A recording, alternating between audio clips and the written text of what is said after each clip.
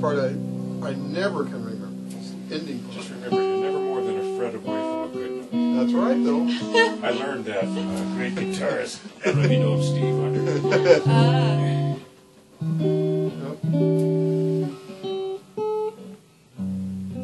Your wrong notes sound better than my right ones, so shut up.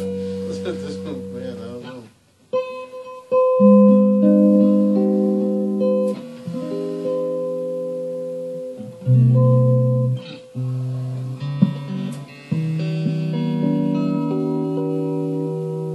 Wish I could get that better. I gotta get that stuff Nice. better. I haven't played that in years, though.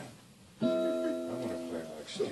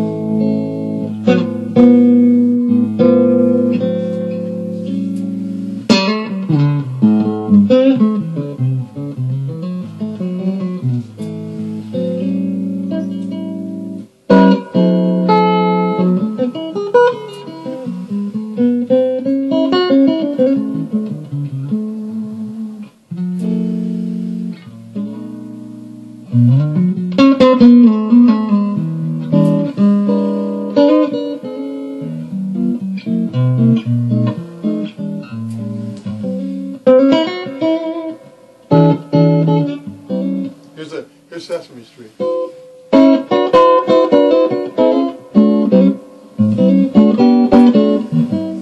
That's so cool. Yeah, it's a cool little thing, isn't it? Yeah. It's a cool thing.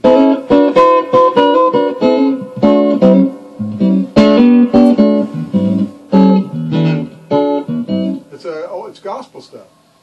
It's all like little gospel shit. Yeah, I want to thank you for the song that's been going around in my head for 2 years. What's that? What a Friend We Have in Jesus. Oh, yeah. Yeah, Jesus Loves Me. Yeah. See, I haven't played any of those since I did the album. Oh, God, I love that album. And I got a book of hymns that made me start playing them. Oh, there's some beautiful, I know. some unbelievable melodies, man. You brought it all back to me. Yeah, well, it's been something I wanted to do for a long time because of when I was a kid. I love that.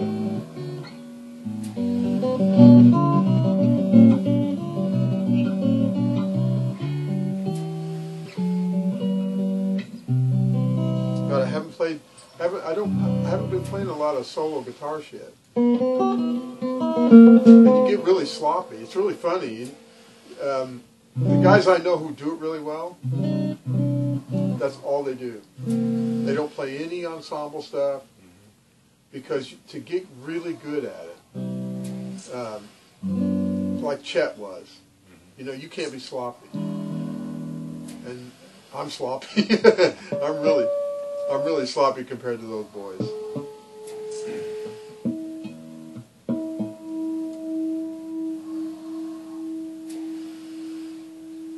I'd send this guitar back, man. It's out of tune.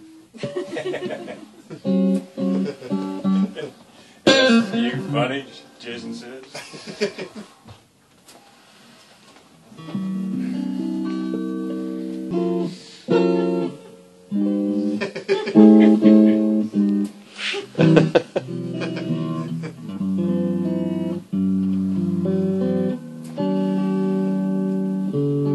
There's some things that Ted Greene taught me that every time I play him, it's so funny. Every time I play him, I see that little fucker. I see that fucker now. You know, drives me crazy. Guy, I just loved him. He's like the. But he used to work out all these beautiful. He would always say, "See now, look, you can even make the scale sound pretty. It sound really nice if you just know how to mess with it. You know." So this whole thing.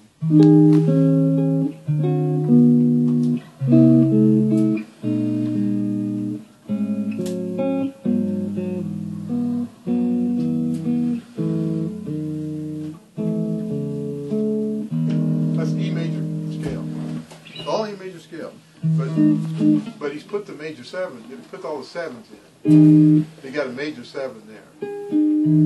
So you get this, you can do all these.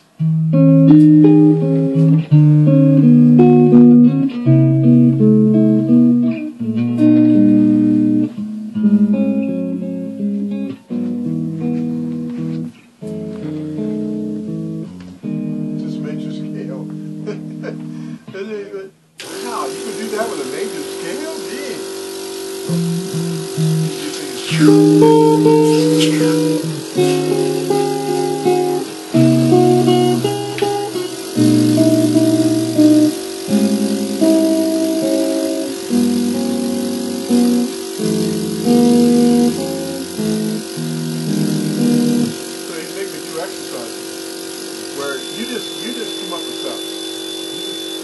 You know the position, so you come up with shit. And I used to sit and do it all the time. It's all day long. There's progressions too, where you just, I mean, it's all stuff just to help you start thinking, you know. This is just it's called a 1-6-2-5 progression, which is used all the time in jazz.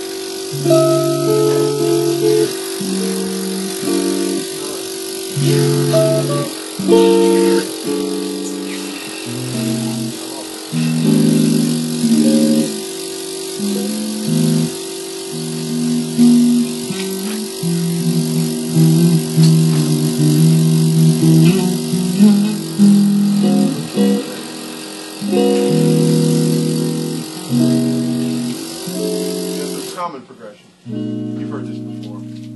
It's like it's the same as if you're in this key, it's the same as.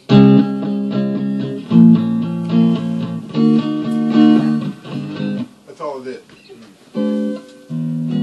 But if you put it in a jazz context, it's the same progression, different key. I'm in E, but it's the same progression.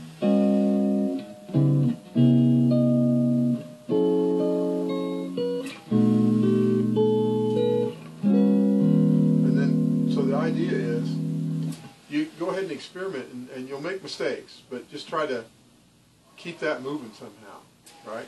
So maybe you'll try a bass line, or not a bass line, but a lower.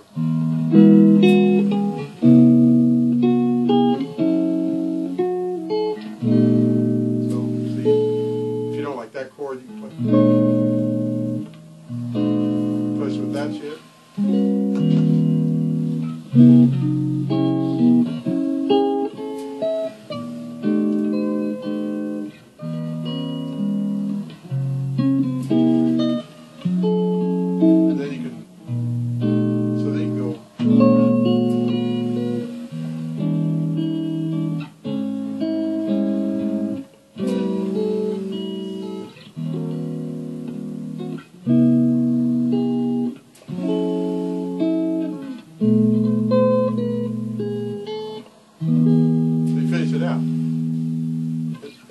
It's amazing what you can do with very little. It's very little knowledge. I don't have that much knowledge. I really don't have that much knowledge about jazz. But these chords sound jazz. Sure do. It's a 13. You know, it's a major 13. Just a really pretty chord, you know. And if you want to get it really jazzy, you can take this B, which is the 5, and flat it. So you get this.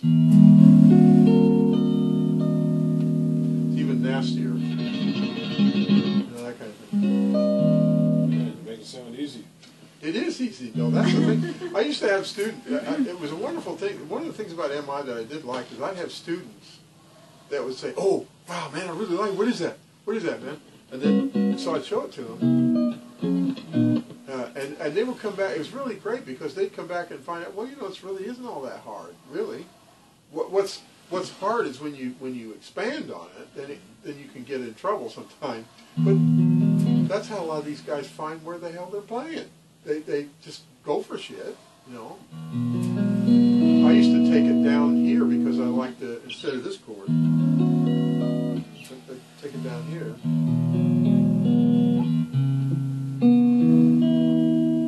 So you can do the same thing.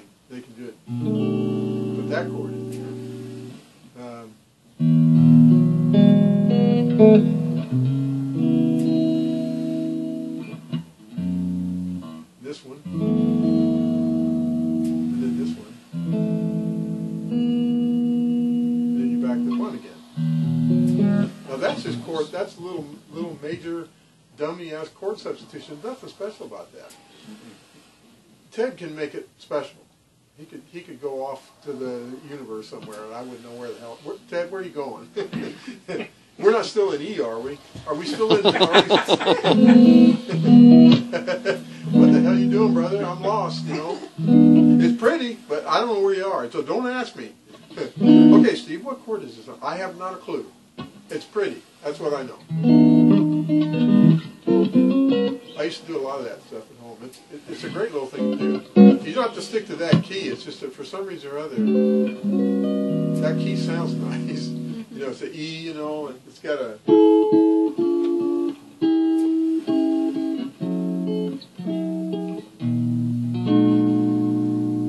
These chords.